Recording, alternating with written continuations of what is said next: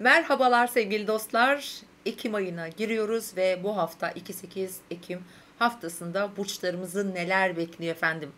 Deniz Altın Astroloji kanalındasınız. Ben Emine Coşkun. Evet ve burçlara başlamadan sizin için çok özel bir plan, bir program, bir kampanya başlattım.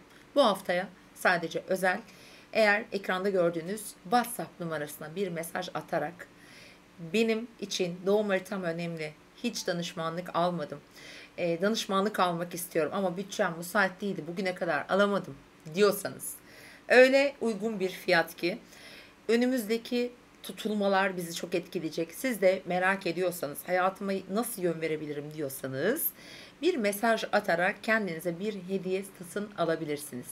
Çok uygun, birçok bütçeye uyacağını düşündüğüm bir aslında çok astronomik rakamlar var biliyorsunuz. Onların çok çok daha altında, şaşıracağınız bir rakam, hatta öyle söyleyebilirim. Kendinize bir danışmanlık satın alabilirsiniz. Benim tarafından verilecek. Telefonda 30 dakika ve o dakika içerisinde haritanızla veya başka herhangi bir merak ettiğiniz konuyla her şeyle ilgili de soru da sorabilirsiniz. Sizler için bir metin hazırladım. Mesaj attığınız anda o gelecek size ve eğer kabul ediyorsanız da bu danışmanlığı satın alabilirsiniz efendim. Bundan önce yaptığım yayında da belirttim. Böyle bir kampanyadan önce hiç yapmadım. Sadece bir kere doğum haritası raporu vermiştim yazılı. Hatta şu andaki rakam onun bile altında. Niye yaptım? Çok özel tutulma ayındayız ve tutulmalar bizim kaderimizi etkiler. Biraz böyle hepimizi düşünmemiz gerekiyor. Hepimiz için güzel, şifa dolu bir süreç olsun istiyorum inşallah. Sevgili dostlarım, şimdi bu hafta biraz zor, onu söyleyelim önce. Hem Koç dolunayının etkilerini çok güçlü yaşayacağız. Hepimiz için geçerli bu. Eğer etki aldıysak daha da güçlü yaşayacağız. Ama aynı zamanda Merkür Neptün karşıtlığı, Mars'ın düğümlerle, özellikle Güney düğümle kavuştuğu bir hafta. Onun yanı sıra tabii Kuzey düğümün karşısından geçecek. İnişli çıkışlı.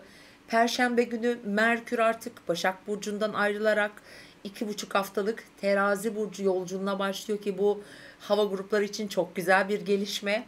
Ve tabii ki 14 Ekim'deki yaşayacağımız tutulma var ya, onun da etkilerinin bu hafta devreye gireceği, bu Dolunay Koç dolunayıyla 14 Ekim tutulmasının enerjileri şu an karıştı arkadaşlar. Ve bu hafta bizi şaşırtacak, zaman zaman ne oluyor ya falan diyeceğimiz bir hafta olabilir açıkçası. O yüzden sakin olun. Evet, tutulmalar kaderseldir, bize etkiler ama nihai sonucu da biz veririz. O yüzden endişe etmeye hiç gerek yok. Hayat bize ne getirirse biz de onu yaşamaya niyet edeceğiz. Şimdi başlayalım mı hemen? Koçlar ve yükselen burcu Koç olan dostlar. Şimdi bu hafta sizin Mars yönetici gezegeniniz ve hafta boyunca düğümlerle buluşuyor ve Perşembe günü itibaren Merkür de oraya geçiyor. Ve bu demek oluyor ki sizin yaşamınızda en çok şu an sizi oyalayan, enerjinizi verdiğiniz alan ilişkileriniz sevgili koçlar. Bu hafta boyunca sizin için inişler çıkışlar parasal anlamda olacak, öncelikle bunu unutmayalım. Özellikle pazartesi günü maddi manevi değerler, para ile ilgili konular gündeminizde olabilir. Aldığınız, verdiğiniz kazançlarınız, ödemeleriniz gündeminizde olacak. Bu arada pazartesi haftanın en iyi günlerinden birisi. Bunu söylemek istiyorum. Haftanın geneli çok kolay olmayacak. O yüzden pazartesi günü bence değerlendirmek gerekiyor. Ama pazartesi günü dikkat edilmesi gereken, yine hafta boyunca neredeyse Perşembe güne kadar etkili bir Merkür-Neptün karşıtlığımız var. Bu koçlar için biraz daha böyle ilişkileri, parası, ondan sonra biraz daha böyle çocukları olabilir. Onunla ilgili konular gündemlerinde olacak sevgili koçların. Lütfen bunlara birazcık daha özen gösterin. Toplumsal konularda kafamız karışabilir, yanlış anlaşılabiliriz, yanlış kararlar verebiliriz. Bir de bu Merkür-Neptün karşıtlıkları arkadaşlar genellikle biraz kandırılmalar, dolandırılmalar, gibi, hırsızlıklar mesela, suyla ilgili konular, bunları da işaret ediyor. Bununla birlikte de siz bunlara birazcık daha özen gösterin, daha çok dikkat edin. Sağlığınıza da dikkat edin. Çünkü sağlık evinizde, iş yerinde çalışıyorsanız veya evcil hayvanlarınız varsa özellikle bu hafta buralara dikkat edin ve bağışıklık sisteminizi kesinlikle güçlü tutun. Çalışanlar için şunu söyleyeyim, iş yerinde yanınızda çalışanlar veya çalıştığınız arkadaşlarınız olanlar için söylüyorum. Yine bu aralar bu tarihlerde lütfen daha biraz dikkatli olun. Şimdi para dedik, pazartesi günü biraz daha finansal konular gündemde olacak ve ilişkileriniz, yatırımlar vesaire gibi şeyler varsa. Çünkü bu hafta para piyasalarını da ilgilendiren böyle ani tahvillerde inişler, çıkışlar olabilir. Yalnız Merkür Neptün karşıtlığı burada biraz akılları karıştıracak durumlar getirebilir. Bunlar bilinçli de olabilir. Buralara lütfen dikkat edin. Panikle hareket asla etmiyoruz. Evet, Salı günden itibaren çarşamba gününe kadar daha çok alışverişler gündemimizde olacak. Çocuklarla ilgili konular da buraya dahil. Efendim başka gezecek, seyahat edecek, araştıracaksınız. Finansal konular çok ilginizi çekecektir. Yeni bir hesap açma, yeni bir internetle ilgili bir uygulama vesaire bir konuda girişim yaptıysanız oralar güçlü olacak. Evraklı işler mesela, resmi işler gündeminizde olacak. Araçlar yine gündeminizde olacaktır. Bir çalışma koşullarında da hızlı bir trafik olabilir. Bu ortaklı işlerde mesela bir ihracat, ithalat gibi konular için de bu günleri kullanın. Ama hafta genelinde zor bir enerji olacağı için yine de her adımımızı daha temkinli tabii ki atmak durumundayız. Şimdi devam ediyorum efendim. Çarşamba günü biraz zor. Mars'ın düğümlerle karşıtlığı var. Gerçekten zorlayıcı olabilir. Perşembe günü sabah 9 ile akşam üzeri 15.30 arası ay boşlukta olacak. Ve sonra Yengeç Burcu'na geçiyor. Ne zaman? Pazar gününün ilk saatlerine, pazar gecesinden itibaren yani. Bu koçlar için biraz daha aile, ev, önemli konular, yerleşim yeriyle ilgili konular, anne babayla ilgili gelişmeler. İşte bu perşembe, cuma, cumartesi gündemimizde olacak. Ama en dikkat edilmesi gereken konu ise mesela yine perşembe fena değil, mesela cumartesi. Cumartesi günü ayın Mars'a karesi var. Mars sizin her hareketi sizi çok ilgilendirir. Özellikle Plüto'ya da karşıtlığı varmış. Biraz böyle seslerin yükseldiği, çatlak seslerin çıktığı, agresif bir enerji hakim olabilir. Onlara lütfen dikkat edin, farkında olun diyelim. Bu arada 16 ile 18 arası çok güzel Neptünyen bir etki var. Dilek, dua, meditasyon için harika. Son gün ise Ay Aslan Burcu'nda artık biraz daha relax, hatta hafta sonu biraz böyle çocuklarınız, ilişkiniz, keyifli, eğlenceli bir hafta sonu geçirebilirsiniz sevgili koçlar. Şimdi arkadaşlar devam ediyoruz ve geldik Boğa ve yükselen burcu Boğa olan dostlara. Bakın sevgili Boğalar. Şimdi her hafta ayrı bir dinamik, ayrı bir enerji geliyor. Şimdi sizin için pazartesi günü çok önemli olacaktır. Çünkü pazartesi günü aynı zamanda güzel bir gün. Ay da burcunuzda, para işleriniz varsa diyelim ki önemli bir şeyi halletmen gerekiyor. Bir ödemen var veya çalıştığın yerle kendinle ilgili bir alışveriş yapacaksın. Buna benzer konuları lütfen halledin. Ama dikkat edin ki Merkür'ün Neptün'le karşıtlığı var. Çünkü Salı gününden itibaren Perşembe gününe kadar parasal konularda bir takım gelişmeler aklınızı karıştırabilir. Bu boğalar için para anlamında çalışacak çünkü. Özellikle işte aldığına, verdiğine, hesaplarına, para cüzdanına, banka hesaplarına, bir kanalın vardır veya böyle bir işletme sahibisindir. Burada paylaşılan kaynaklar, ortak hesaplar mesela önemli olabilir. Lütfen dikkatli olunuz değerli boğalar. Şimdi özellikle Perşembe gününe kadar geçerli olacağı için o Merkür'ün Neptün'le karşıtlığını tetikleyecek ve sosyal çevrenizde, arkadaşlarınız arasında vesaire oralarda verilen alınan verilen paralarda vesaire böyle gidiş gelişlerde hani böyle dolandırılmalara falan da dikkat edin lütfen. Dediğim gibi birazcık zorlayabilir açıkçası. Evet ve Perşembe gününden itibaren şöyle bir enerji. Saat 15.31'e kadar bu arada relax bir gün. Şöyle söyleyeyim hani ay boşlukta olacak. Perşembe akşam üzerinden itibaren pazar gecesinin ilk saatlerine kadar ay Yengeç burcunda ve çarşamba gününden başlayan Mars'ın düğümlerle birlikte olduğu bir enerji var. Gerçekten bizi zorlayabilir. Duygu ve düşüncelerimizi doğru aktaramayabiliriz. Karma karışık bir hafta. Sizin daha çok kardeşleriniz varsa onlarla ilgili sorunlar, sağlık sorunu, yakın çevrenizi ilgilendiren ya da onlar kadın figürlerle ilgili gelişmeler de olabilir. Biraz duygusal olarak manipülatif hissedebilirsiniz. O yüzden birazcık daha böyle kendinizi medite etmeye çalışın açıkçası öyle söyleyelim.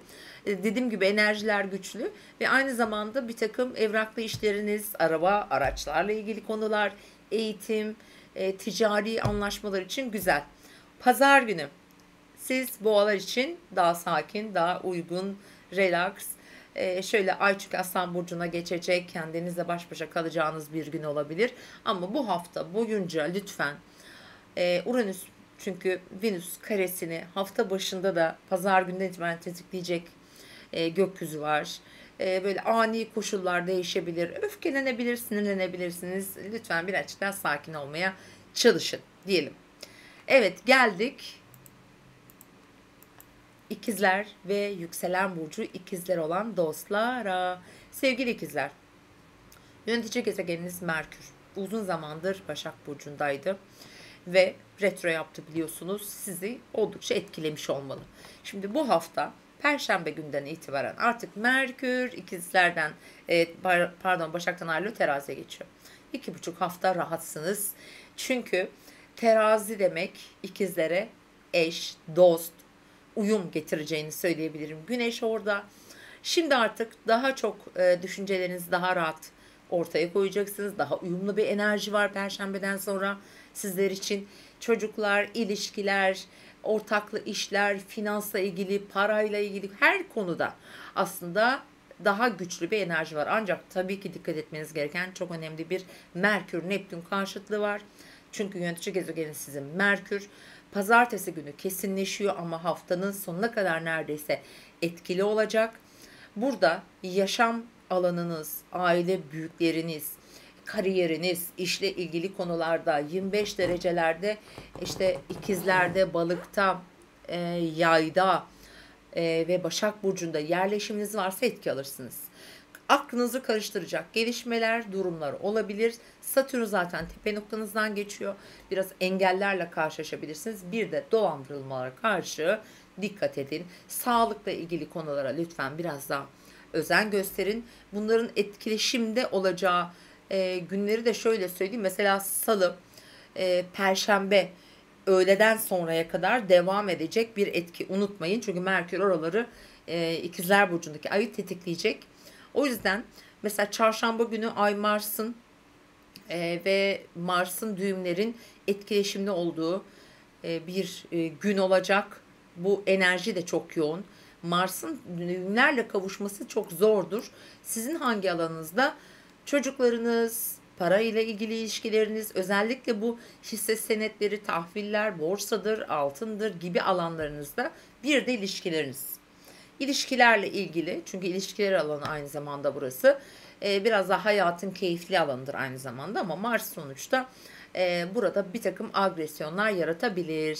Şimdi geldik Cuma gününe ve Cuma gününden Ay Yengeç Burcu'na geçiyor. Artık enerjiler değişiyor. Perşembe akşam saatlerinden pazar sabahına kadar siz ikizler için, pardon haritam kapandı. Önemli bir süreç çünkü para dinamikleri gündeminizde olacak. Evet, finansal konular, gelirler, giderler dengesi, unutmayın buraları dolunay etkiledi. Aynı zamanda tutulma etkileyecek. öncü burçlardaki tutulmalar, özellikle 14 Ekim'deki parasal konular gündemimize gelecek. Hatta bu saymış olduğum günler sizin önümüzdeki süreçteki bir takım konuların fragmanı bile olabilir. Doğum haritanızın nasıl etki aldığını tabii bilmiyoruz. Ama genel olarak haftanın bu günlerinde alışverişler, işte kazançlarınız, yeni bir gelir gider listesi, planı hazırlanabilir. Böyle bir süreç olacak. Evet, pazar gününe geldiğimizde, bu arada cumartesi haftanın yine kritik günlerinden bir tanesi. Ayın Mars'a, Plüton'a karşıtlığı, Güney düğme karesi gerçekten action'lı bir enerji. Daha çok toplumsal konuları ilgilendirebilir ama bizim de keyfimizi kaçırabilir açıkçası. Pazar günü Ay Aslan Burcu'na geçiyor ve siz ikizler için daha sakin, keyifli, alışverişli, böyle sosyalleşeceğiniz bir enerji aktif olacak efendim. Evet, şimdi geldik Yengeç ve yükselen burcu Yengeç olan dostlara. Şimdi yengeçler için gerçekten önemli bir süreç zaten. Yani sadece bu hafta değil. Çünkü bu hafta Ayda Yengeç burcunda olacak. Siz sevgili yengeçler, bu hafta öncelikle Merkür'ün Neptün'le karşıtlığı sizi seyahatler alanında bir takım durağanlıklar, geç kalmalar, bileti yanlış almalar, yanlış başvurular, maillerin başka yere gitmesi gibi böyle kafa karışıklığı getirebilir. Bu alanlarda siz dikkat edin lütfen. Diğer olarak da bu hafta Mars Güney düğümle kavuşuyor. Merkür Terazi burcuna geçiyor ve sizin için çok önemli. Bir takım kadersel döngülerin çalıştığı, sorunlarınızı çözemediğiniz, geçmişle belki bağlantılı, kadersel diyorum, ailenizle iç içe böyle karma karışık olmuş bir takım düğümleri gündeminize getirebilir. Onların içinden çıkmaya çalışabilirsiniz. Yani bu haftanın konularının arasında öncelikle hani bunlar da olacak. Diğer yandan mesela günlere göre şöyle değerlendireceğim. Pazartesi günü iyi bir gün. Sosyal, aktif, neşeli, arkadaşlarından destek alacağına, sürpriz gelişmeler yaşanacak bir gün. Salıdan itibaren Perşembe günü saat 15.31'e kadar işte agresif olabileceğinizi söyleyebilirim ama bir o kadar da içe dönük olabilirsiniz. Çünkü biraz içe dönmek, düşünmek, planlar yapmak, biraz duygusal olarak manipülasyon ya da kendinizle belki yapacaksınız bunu. Kimsenin de haberi bile olmayabilir ama biraz düşünüp planlar yapma günü aslında, öyle söyleyelim. Ve çarşamba günü sıkıntılı, zor bir gün. Şimdi Perşembe saat 15.31'den sonra Ay sizin burcunuza, Yengeç burcuna geçiyor. İşte sizin artık kendinizi ortaya koyma haftası diyebilirim. Pazar sabahı, yani pazar güne geçtiğimiz ilk saatlere kadar Ay Yengeç burcunda. Burcunuzda olduğu için söz söyleme, kendi dinamiklerinizi oluşturma, hayatınızda düzenlemeler yapma, bir takım yolunda gitmeyen işleri şöyle bir gözden geçirme veya ani gelişen bir takım değişimler de olabilir bakın. Çünkü tutulmaların tetiklendiği ve Koç burcunun dolunayının tetiklendiği bir 2,5 günden bahsediyorum. Özellikle mesela Perşembe günü biraz zorlu olabilir ama aynı zamanda destek de bulabilirsiniz. Çünkü Satürn'ün güzel bir desteği var. Cuma günü yine özellikle akşam üzeri böyle 5 sıralarında Jüpiter desteği var. Bence mutlaka değerlendirin. Cumartesi günü biraz zor bir gün. Ay Yengeç burcunda ve Mars'a düğümlere karesi var. Plüton'un karşısından geçiyor. Dediğim gibi bu 2,5 gün sizin hayatınızı yeniden şekillendireceğiniz, kararlar alacağınız bir zaman dilimi. Seçerek kullanın. Ağzınızdan çıkanları seçerek. Aklınızdan geçirdikleriniz, her geçirdiğiniz doğru olmayabilir. Buna kendinizi inandırmış olabilirsiniz ama bir yerde aslında hata yapıyor olabilirsiniz. Bir durup düşünme zamanı diyebilirim. Pazar günü artık Ay Aslan Burcu'na geçecek. Biraz daha rahat. Hatta pazar günden itibaren biraz parasal konularla ilgili bazı gelişmeler söz konusu olacak. Parayı konuşacaksınız. Bir değişimler, gelir gider dengesinde düzenlemeler yapabilirsiniz efendim.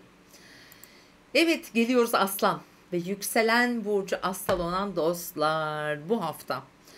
Aslında sizi böyle direkt çok fazla zorlayacağını düşünmüyorum. Haftanın belki de en rahat burçlarından biri olabilirsiniz. Böyle söyleyebilirim. Şimdi bu hafta tabii ki bir Neptün Merkür karşıtlığımız var. Aslan burçlarını parasal konularda etkiler. Nasıl etkiler? Sizin için tıpkı ikizler gibi, aslında öyle söyleyebilirim. Şimdi Merkür para evinizden geçiyor. Merkür'ün karşıtlığı var Neptün'le. Özellikle paylaşılan kaynaklar burada önemli olabilir, aldanabilir, yanlışlıklar yapabilir. Lütfen siz de paranıza, banka hesaplarınıza dikkat edin.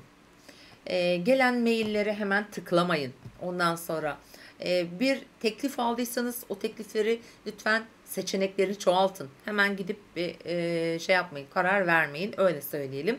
Bir de Perşembe günü artık teraziye geçen Merkür'le sizin uzun süreden beri bu arada bu parayla gelir gider dengesinde olan o düşünceler, karışıklar sona eriyor.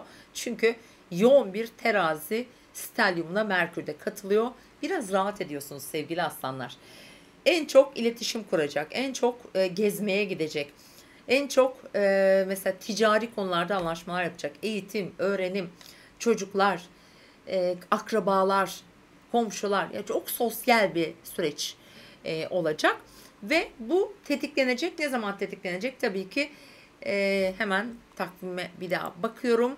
Salı, çarşamba, perşembe gününe kadar. Oldukça sosyal bir hafta geçireceksiniz. Çok sosyalsiniz, çok öne çıkacaksınız. Bu durumları da değerlendirin lütfen. Dediğim gibi bu hafta sizin için önemli ve güzel hatta olabilir. Şimdi perşembeden akşam saatlerinden pazar sabahına kadar zor bir süreç. Ay Yengeç burcunda, hani sizi çok direkt etkilemiyor. Fakat mesela psikolojik olarak etki alabilirsiniz. Çünkü biraz daha böyle arka plan enerjiler çalışacak. Bir düşünüp arga yapmak, araştırmak, kendini biraz daha konuşamıyorum bazen, ortaya koymak zorunda hissedebilirsiniz. Ancak bunu yapacak belki enerjiniz olmayacak. Böyle bir süreç olduğunu düşünün. Ta ki pazar gününe kadar. Çünkü pazar günden itibaren aslanlar için güzel bir evre başlıyor. Şimdi pazar günü Ay Aslan burcuna geçecek ve işte bu elinizin ayağınızın dolaştığı, kalkmadığı bir enerji artık yok. Venüs orada, işte Merkür para evinizden ayrıldı. Gerçekten güzel bir kendinizle, yani kendinize zaman ayıracağınız özellikle bir hafta sonu yaşayacaksınız sevgili aslanlar. Bu arada Merkür'ün teraziye geçmesiyle birlikte tabii ki hani güney düğüm de orada, projeleriniz, planlarınız, özellikle iletişim, bilgiyle ilgili sosyal projeler de olabilir. Oralarda çok daha aktif olacak ve güçlü olacaksınız. Evet efendim, geliyoruz Başak ve yükselen burcu Başak olan dostlarımıza. Şimdi sevgili Başak'la yükselen Başaklar, bu hafta Merkür Neptün karşıtlığı pazartesi günü kesinleşiyor ama haftanın perşembe gününe kadar aktif. Çünkü tetiklenecek ay tarafından. O yüzden kendi düşüncelerinizi karşı tarafa empoze etme veya buna karşılık ilişkilerde bir yenilik, bir anlaşma, bir imza durumu olabilir. Anlaşmalar için çok uygun günler değil, onu söyleyeyim Başaklar, özellikle yükselen Başaklar için. Bir de 25 derecede yükseleni güneşi olan Başaklar burada daha çok etki alır. Lütfen dikkat edin. Tabii ikizler, yay, balık aksında da bir o derecelerde yerleşmeniz varsa yine bu Neptün Merkür karşıtlığı sizin aklınızı karıştırabilir, sizi dalgın yapabilir, yanıltıcı durumlar içerisine düşürebilir. Lütfen dikkat edin. Şimdi hafta Ay Boğa burcunda başlayacak, en güzel Başaklara yarıyor. Pazartesi günü güzel de bir gün. Seyahat, eğitim, hukuk, adli konular, ondan sonra biraz arge, araştırmalar ve uluslararası konular olabilir, eğitim, belki biraz vize, pasaport vesaire gibi işlemler için güzel bir gün. Sadece Merkür Neptün karşıtına dikkat edin. Burada bir anlaşma varsa orada zorlanabilirsiniz, yanılabilirsiniz. Ama keyifli bir gün. Hatta tüm işlerinizi bugün halletmeye çalışın. Çünkü hafta geneli çok kolay değil. Çünkü salı günden sonra salı ve perşembe öğle saatlerine kadar Sizin için hayatınızın her alanındaki konular gündemde olacak. Çünkü Merkür'ün Neptün'le olan karşıtlığı da tetikleniyor arkadaşlar. Kariyerle, işle, hayatınızı ilgilendiren diğer konularla çok önemli temaslar içinde olabilirsiniz. Bakın, sizin enerjiniz ya kardeşinizdedir ya özellikle işle ilgili bir anlaşma vesaire, oralarda mücadele etmekte olabilirsiniz. Bir yeni oluşum içine girmiş olabilirsiniz. Orada kendinizi ispatlamak zorundasınız. Yani böyle durumlar içindeyseniz eğer, bu bir okul da olur. Bu ekstra bir iş de olur. Yani bir yerde girip tezgahtarlık da yapıyor olabilirsiniz ama burada kanıtlanması gereken bir takım durumlar var. Şimdi diğer yandan Merkür Perşembe günü sizin yönetici gezegeniniz çok önemli. Teraziye geçiyor. Sizin yaşamınızda bu hafta çok önemli olacak. Günleri de söyleyeceğim. Finansal konular, parayla ilgili konularda tüm planlarınızı, programlarınızı değiştirecek enerjiler olacak. Çünkü aklınız artık orada çalışacak. Güneşe yaklaşıyor. Mars'a güneye düğümle. Eskiden yaptığınız bir takım planlar gündeme gelebilir. Eski işinize veya gelirlerinizle ilgili bir takım gelişmeler, değişimler olabilir. Böyle bir süreç. Merkür bu arada 2,5 hafta burada. Perşembeden sonra bunlar devreye giriyor. Özür dilerim. Şimdi günlere geldiğimde çarşamba zor bir gün. Özellikle Ay ikizler burcunu lütfen işte, mesleki konularda, aile içindeki konularda biraz daha dikkatli olun. Ani kararlar vermeyin. Perşembe, pazar sabahına, yani pazarın ilk saatlerine kadar ise Yengeç burcunda ayımız, oldukça sosyalsiniz. Bu 2,5 gün sosyal çevreniz çok güçlü. Arkadaşlarınızla sosyalleşebilir, toplumsal konulara katılabilirsiniz. Davetlere gidin, yemeklere çıkın, kendinizi gösterin lütfen. Kendinizi ortaya koyun hatta. Ama burada tutulmaların burayı etkileyeceğini düşünecek olursak eğer, tabii ki bunların hepsi paraya dayanabilir. Parasal konularda biraz daha gözünüzü açık tutun lütfen, ama oldukça sosyal, hatta bazı tanışmalar hayatınıza yeni kişileri de katabilir.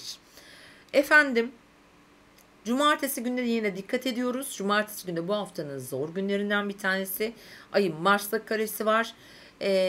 Ve dediğim gibi sosyal ilişkilerinizde bu alanda bir nasıl diyeyim, ticari konunuz, parasal anlaşmanız vesaire varsa aktifleşebilir açıkçası. Pazar günü Ay Aslan'a geçiyor. Sizin arkadaki ilişkiler, ilişki dinamikleri, gündeminizde olan ama arkada geri tutmaya çalıştığınız duygu durumunuz, psikolojik olarak da etkiler. Buralar çalışacaktır ve önümüzdeki yani gelecek haftaki pazar günü, yani 9 Ekim haftasında size önemli bazı gelişmeler bekliyor olabilir efendim.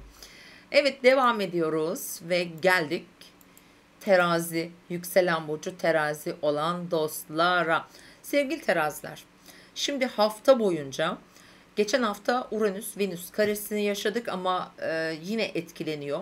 Şimdi bu haftada Merkür Neptün karşıtlığı var.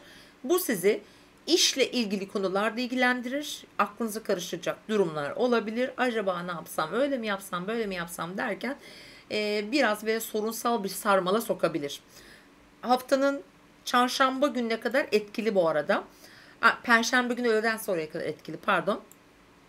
Ve pazartesi günü borçlar, vergi, banka hesapları, faturalar, paylaşılan kaynaklar gibi parasal konularla ilgileneceksiniz ve güzel bir gün.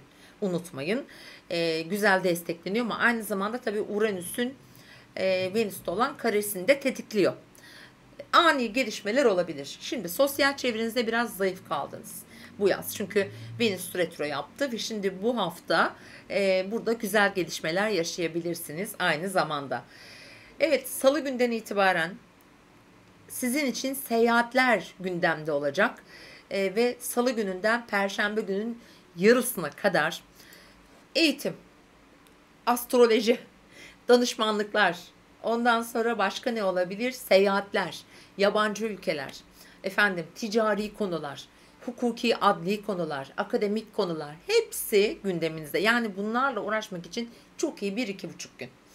Ve aynı zamanda Merkür artık son derecelerde Başak'ta. Çünkü Perşembe günü sizin burcunuza, teraziye geçiyor. İşte perfect bir zaman başlıyor.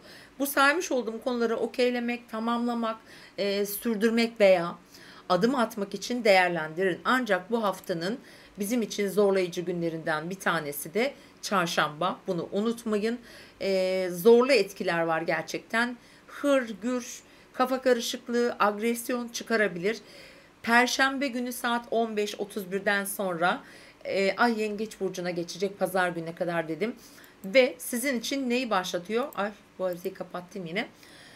Karar verme zamanı. Mesela işte diyelim, evlilikte, bir ortak projede, bir ortak proje başlattı veya eşiniz biriyle başlattı veya sizin bir işiniz var ya da aklınızda. Bunları hayata geçirebilirsiniz ama kolay olmaz.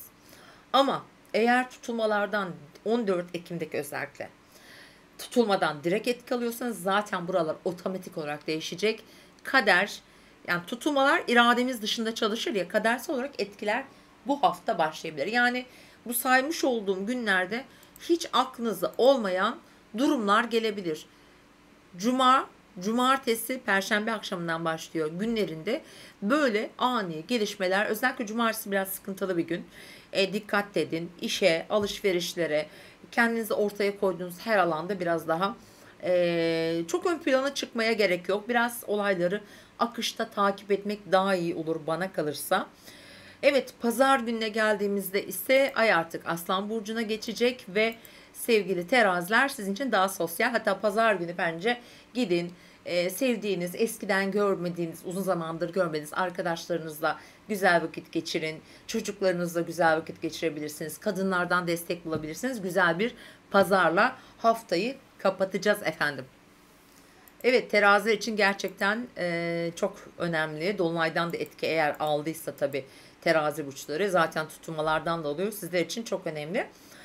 Evet, geldik akreplere ve yükselen burcu akrep olan dostlara. Sevgili akrepler, şimdi yönetici gezegeniniz Mars. Bu sizi ilgilendiriyor. Çünkü bu hafta güney düğüm Mars'la kavuşuyor. Ve tabii ki tetiklenecek.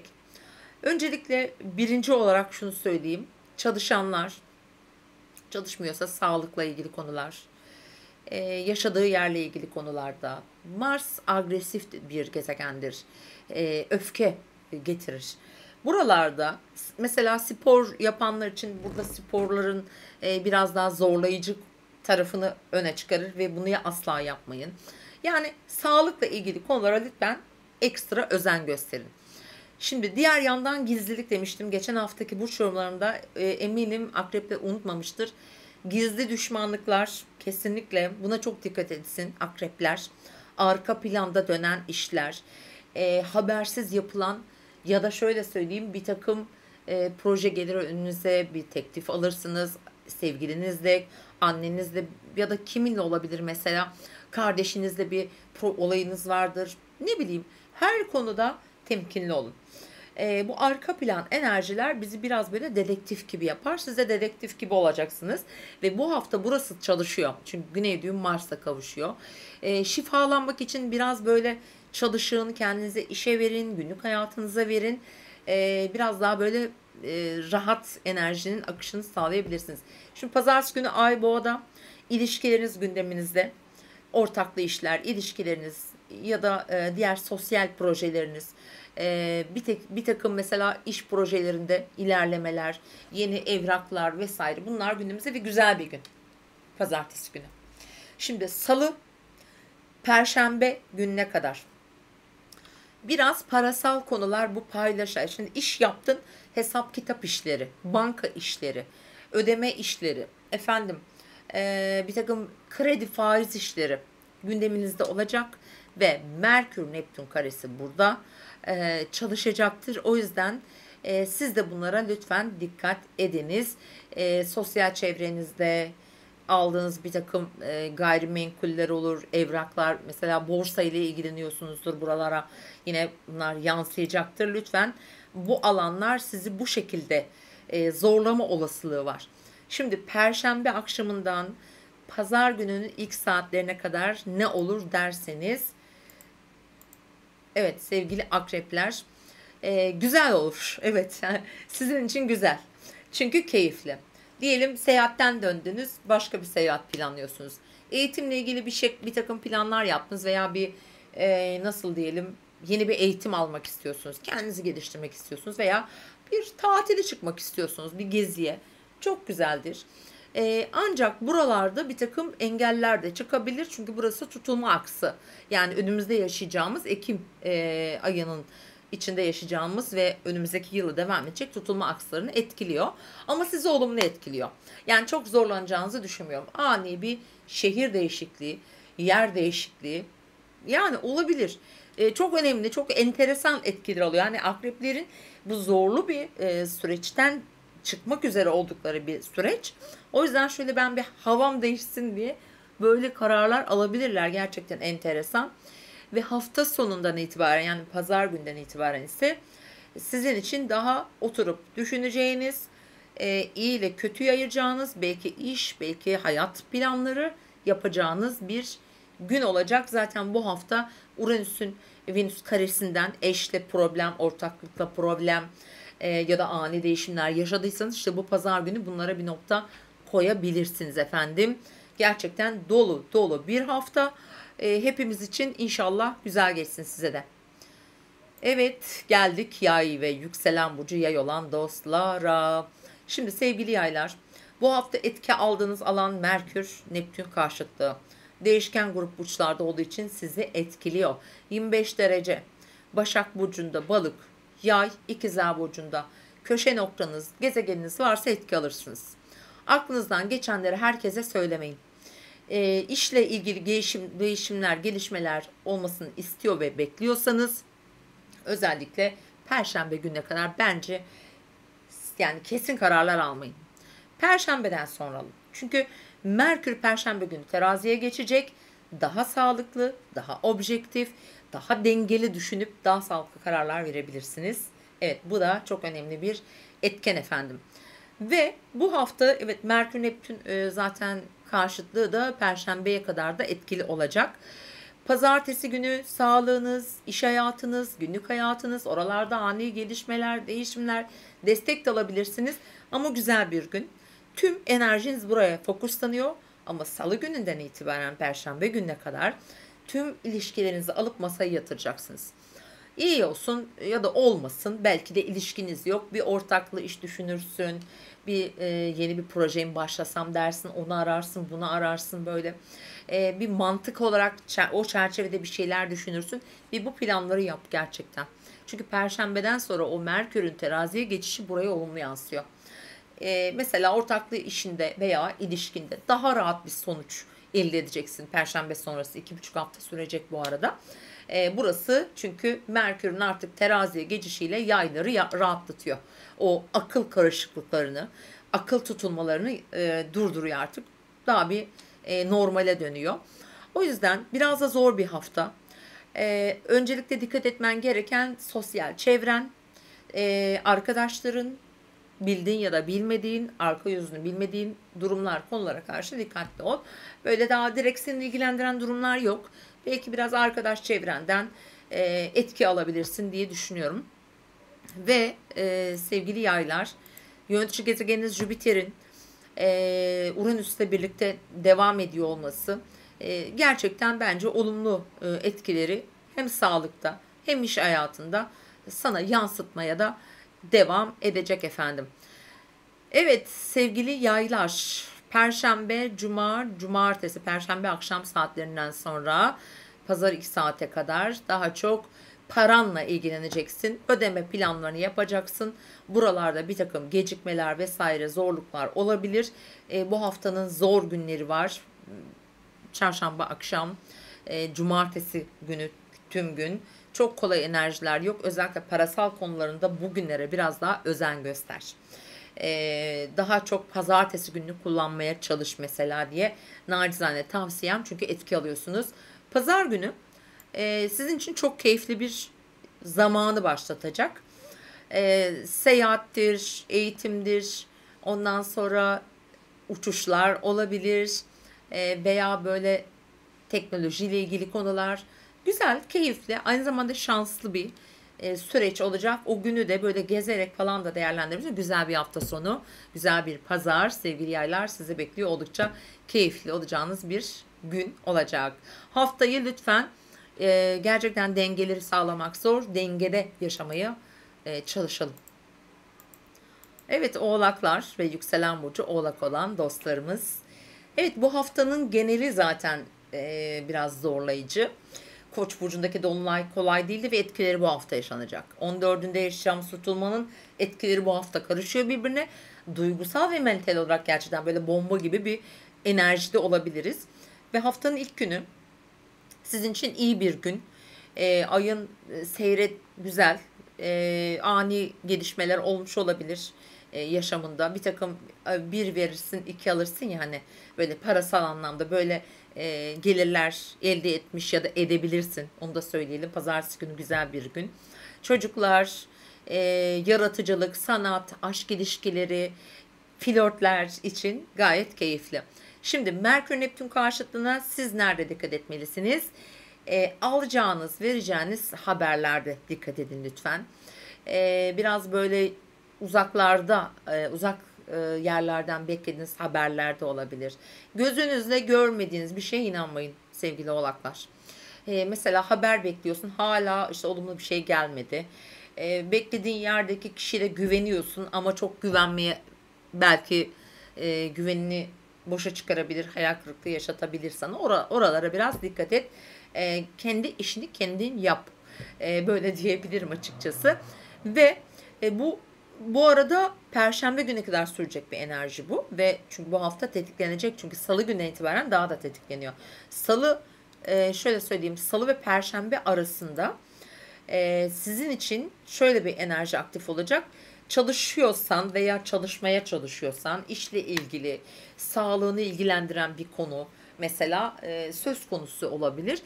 Ve Perşembeden itibaren artık Merkür de teraziye geçtiği için sen sevgili Oğlak. Bir de Mars kariyer evinde Güney düğümle bu hafta kavuşum yapıyor. Haftanın zor, Ekim ayının zor bir haftasındayız. Bu sağlığına dikkat et anlamına geliyor. İş anlamında, girişimlerinde, beklentilerinde diyelim.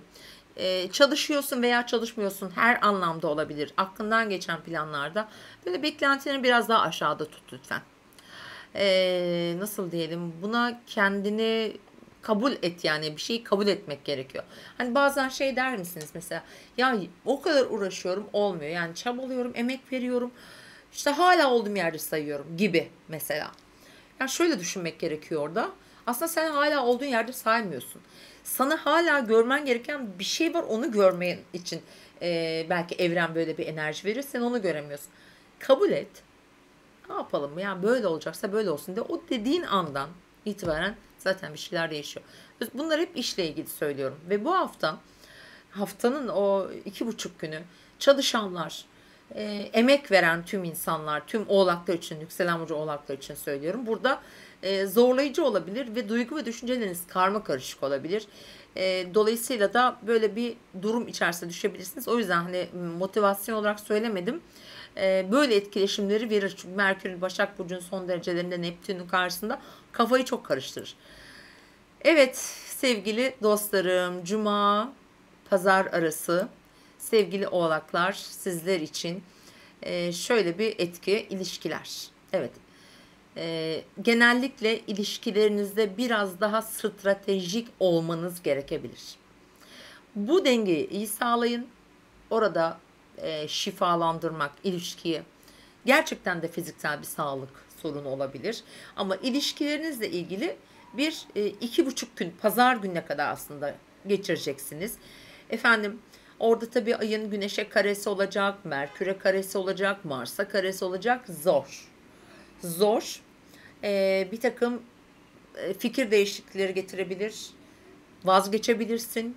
Yeniden başlayabilirsin. Çok enteresan etkiler alıyor. Tüm öncü burçlar bu arada, sadece oğlaklar değil. Terazi, oğlak, koç, yengeç, hepiniz için geçerli bu. Tutulmalar birdenbire aklımızı durdurur ve ben ne yapıyorum dersin. Birdenbire hayatını değiştirmeye kalkabilirsin. Oğlaklar için böyle bir şey de olabilir bakın bu hafta sonu. pazar gününe kadar olan süreç, perşembe pazar, böyle bir enerji var. Yeniden ayağa kalkmak için de güç verir yalnız, onu da unutmayın. Evet, cumartesi zor bu arada, ilişkilerde dikkat lütfen. Pazar günü artık biraz daha rahatlıyoruz. Ay Aslan'a geçiyor.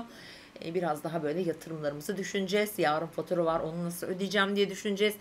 Emekliliğimizi düşünebiliriz. İşte tüm evraklı, yarın şuraya başvurayım diye düşünebilirsin. Mesela nereye başvurabilirsin? Bir dakika. Oğlak burçları mesela resmi bir durum var. Gideyim şu kursa yazayım dersin mesela. Gidersin banka hesabına para yollarsın veya götürürsün. Bir eğitime girmek istersin gibi olabilir yani.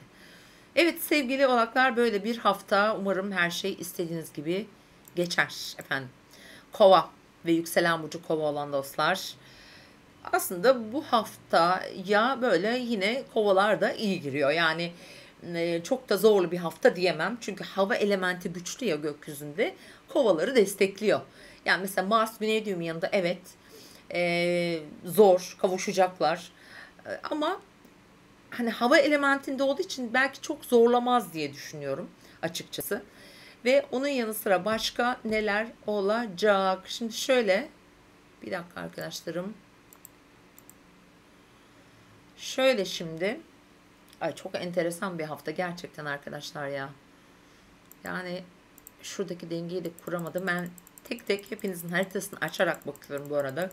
Ezbere yazılı asla konuşmuyorum. Şu anda şu kovalar için, bizim kovalarımız için çok önemli bir dereceye getirmeye çalışıyorum haritamı ve getirdim. Evet, getirdim. Şimdi sevgili kovalar, dediğim gibi bu Güneş, Güney düğüm, Mars, Perşembeden sonra Merkür, full destek alıyorsunuz. Full. Hava elementi çok güçlü.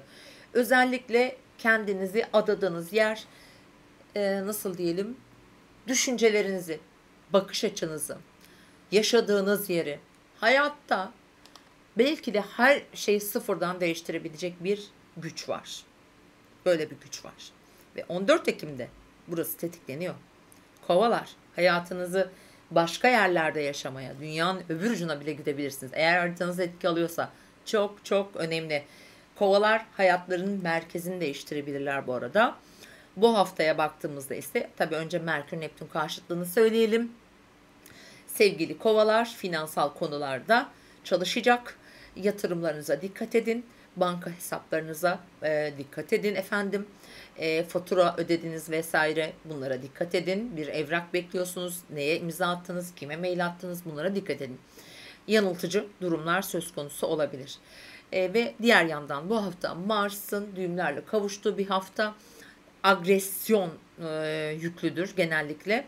Hepimizi etkileyecek ama çok kovaların etki alacağını düşünmüyorum. Şimdi salıdan bir dakika, perşembe gününe kadar, salı ve perşembe öğle saatlerine kadar sizin için gerçekten keyifli. Pazartesi günü zaten evlerinizle, yaşadığınız yerle ilgili bir takım sorunlarınızı çözebilirsiniz. Ve salıdan perşembe gününe kadar ise ilişkide en şanslı burç kovalar bu hafta. Evet. Efendim, parada en şanslı burç kovalar. Çocuklarla ilgili gelişmeler, keyifli, hayatın böyle daha neşeli alanlarını yaşayacaksınız. Ama elbette ki ilişkilerde, finansal konularda yanıltıcı durumlar olabilir. Bir hisse senedi, bir yatırım aracıyla ilgileniyor olabilirsiniz ve bugün onlarla ilgili bir gelişme olur. Bakın, Merkür Neptün karşıtlığı var. Buradan tetik alıyor. Lütfen dikkat edin. Yanılabilirsiniz veya yanlış bir tercih yapabilirsiniz. Lütfen haritanıza bakın. 25 derecelerde Başak'ta, İkizler'de, Balık'ta, Yay'da yerleşimimiz varsa buna lütfen çok çok dikkat edin. İlişkilerinizde de buna, çocuklarınızla ilgili konular için veya belki torunlarınızla ilgili bile olabilir. Yaşla ilgili bunlar çünkü. Evet, Perşembeden Pazar gününe kadar olan süreci hemen söyleyelim sizler için. Günlük hayatınız çok yoğunlaşacak. Biraz böyle kendinize, sağlığınıza, genel bakımınıza, efendim spora, sağlıkla ilgili önlemlere, yeni bir beslenmeye başlamak vesaire falan için çok güzel değişimler yapabilirsiniz, yeni kararlar alabilirsiniz. Çalıştığınız veya yanınızda çalışan personel de olabilir, onların hayatları olabilir. Bir de Dolunay 3. evinizde oldu sizin ve tutulma da bu seyahatler evinizde olacağı için ani böyle iş bağlantıları olur ve plan program değişebilir. Onu da söylemek istiyorum. Bilhassa Perşembe gününden sonra buralar çok güçlü etki alıyor. Merkür'ün teraziye geçişi birçok anlaşmaya imza attıracak. Aklınızda bulunsun. Ve haftanın son günü artık biraz ilişkilere zaman ayırıyorsunuz. Eşinize, sevgilinize, hayat arkadaşınıza, yeni yapacağınız planlara çok sosyal, keyifli, eğlenceli bir pazarda sizi bekliyor efendim. Evet, mutlu bir hafta diliyorum ve geldik son burcumuz balık burçlarına. Sevgili balıklar ve tabii ki yükselen burcu balık olan dostlarım, hemen yine haritamı düzenledim. Şimdi bu hafta şöyle söyleyelim, aslında hafta içinde destek alıyorsunuz. Ama bu hafta daha çok kendi iç dış değil de iç dinamiklerinizle uğraşacaksınız. Öncelikle parayla ilgili konular çok vurgulu zaten. Sizde Dolunay o alanda gerçekleşti ve bu hafta pazartesi günü yaşayacağımız Merkür Neptün karşıtlığı siz balıkları zorlayabilir. Değişken grup burç olduğunuz için. O yüzden şuna dikkat edin. İlişkilerde alma verme dengenize, bir takım paylaşılması gereken hak, hukuk, adaletle ilgili, eşitlikle ilgili konularda mesela. Bu miras olur, eşinizin olabilir, bir iş anlaşması olabilir. Buna dikkat edin. Hele 25 derecelerde güneşi yükseleni olan bir balıksanız kesin etki alırsınız. Bu dengeyi iyi koruyun. Özellikle Perşembe günden sonra hatta çok mühim böyle bir durum varsa kullanın. Çünkü Perşembe gününe kadar bu Merkür Neptün karşıtı etkili olacak efendim. Sinirlerimizi de bozar, aklımızı da karıştırır. Özellikle aklımızı karıştıracak durumlar ve kişilerle de kendimizi lütfen sakin tutalım. Ve kendi bildiğimizi okuyalım birazcık, aslında başkasının değil de öyle söyleyeyim. Evet efendim, geldik bu haftanın iyi, kolay ve zor günlerine. Kolay bir hafta değil bu arada. Hiç kolay bir hafta değil hepimiz için. Şimdi pazartesi günü daha çok böyle keyifli gidiş gelişlerin olduğu, bir takım argelerin yapılacağı, işte yakın çevremizde olan bağlarımızın güçlendiği bir gün. Güzel bir gün. Pazartesi günü bu haftanın en kıymetli günü aslında. Merkür Neptün karşıtlığını saymazsak tabii. Salı Perşembe arası. İşte sizin aile içinde veya çocuklarınız veya yaşadığınız yerle ilgili çözümsel durumları gündeminize alacaksınız. Yaşadığınız yer, anneniz, babanız, onlarla olan bağlarınız, ilişki, mesela eşin ailesi de olabilir bu.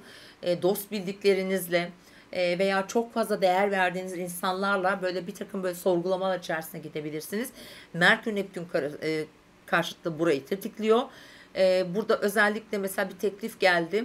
İşte evini kiralayacaksın, satacaksın, bir yere taşınacaksın, değişiklik yapacaksın, anne babanın yanına gideceksin veya kendine yeni bir ev açacaksın. Hani bu günlerde karar vermeyin. Perşembeden sonra beklemenizi tavsiye ediyorum. Çünkü aklınızı karıştırabilir açıkçası. Perşembeden pazar gününe kadar ise sizin için keyifli işte. Özellikle duygu ve düşüncelerinizin dengede olduğu. Bu hafta da yine aşk konusunda balıklar da şanslı bu arada.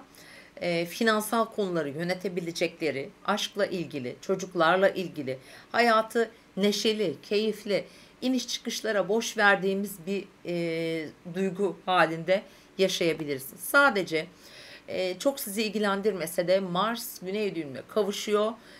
Burada bazı krizler yaratabilir. Bu da nerede mesela? Şurada miras diyelim ki bir miraslı konu açılır evde ya da şöyle de olabilir. Mesela Merkür teraziye geçecek. Aynen miraslı konularda bir tapuyu üzerine almakta ya da buna benzer işte emeklilik olabilir. Bir arkadaşınla iş yapmışsındır, seni alacağım vardır bu konularda. Yani parayla paylaşılması gereken, özellikle de resmi durumlara geçmiş, artık resmi mercihlere geçmiş bu evraklı işler, konular parayla ilgili özellikle gündeminde olacak. Bunlara dikkat et. Merkür Neptün karesinden, karşıtlığından ötürü söylüyorum bunları. Ve Genel olarak hani dediğim gibi zorlamayacak. Pazar güne geçtiğimizde ise biraz böyle kendine, giyimine, kıyafetine, sağlığına, beslenmene, işte çalışıyorsan iş düzenine, birlikte çalıştığın arkadaşlarına vesaire gibi böyle daha keyifli bir hafta sonu olacak efendim. Evet sevgili balıklar içinde böyle sevgili dostlarım. Elimden geldiği kadar böyle bir çırpıda anlatmaya çalıştım sevgili dostlar. Gerçekten zor bir hafta. Böyle kelime bulamıyorum aslında anlatacak. Böyle bir tane güzel bir açı yok. Geçen hafta güzeldi, fena değildi ama bu hafta ne yazık ki biraz bizi yoracak gibi duruyor. Sevgili dostlarım, sevgili arkadaşlarım. Evet efendim, biraz önce en başta belirttiğim gibi haritanızı merak ediyor, bir danışmanlık almak istiyorsanız şuradaki WhatsApp numarasına bir mesaj atarak kendinize çok güzel bir hediye alabilirsiniz. Benden şimdilik bu kadar. Mutlu, sağlıklı haftalar diliyorum. Öpüyorum size.